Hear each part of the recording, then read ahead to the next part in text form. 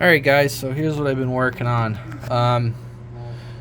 I've modified a couple of these HP common slot supplies to run at 14.5 volts.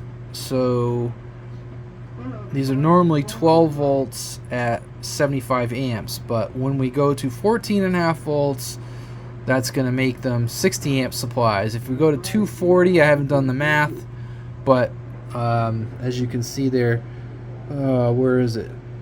Input 240. They rated 100 amps, so probably be around an 80 amp supply. I don't know.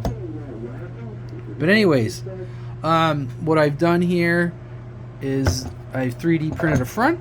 There's a toggle switch. I'm going to put a couple XT connectors in the front here. I got a bracket to secure it. And if there's anyone interested, I'll have them. I'm going to keep them basic, keep the price real low. Just something to give you guys a lot of power. Inexpensive, as you can see. Pretty light. So before I, send these out into the world, I wanted to load test them. So I had to buy this because I didn't have one. I'm going to load test them to 60 amps. I had to buy this. I didn't have it, but pretty cheap. But I had this chassis, I had this heat sink, I had these resistors, the hardware, all this hardware to hold the heat sink down to the chassis. I'm still working on it here.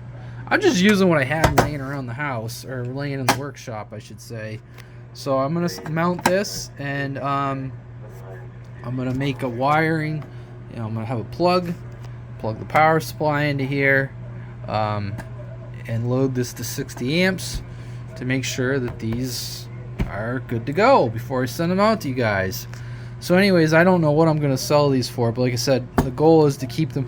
I'm not going to put a bunch of LEDs and metering and all this other stuff.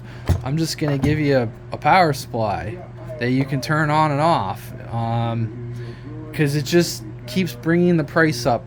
So basically I'm performing the modification and I'm testing it, making sure that you get something that is good to go.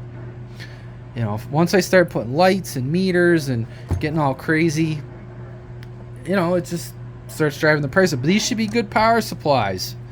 They have crowbar protection on them, obviously, and also it's up to the end user to fuse it. Again, the more and more things I add to this, the more it drives the price up. So, I'm going to basically have it good to go. You get a fuse in your power cord, you're off to the races. You want any lights or metering and up to that, that's up to you. Maybe if someone approaches me about a custom order, that's different, but keeping these pretty basic. So anyways, I'm going to shut this video down. Just wanted to show you guys I still got to mount this. I got this mounted and I got to wire it up. I got using, like I said, stuff I got laying around here. Rather than trying to, go out and buy a bunch of crap, I'm just going to make up a load bank tester. Anyways, Radio Man out.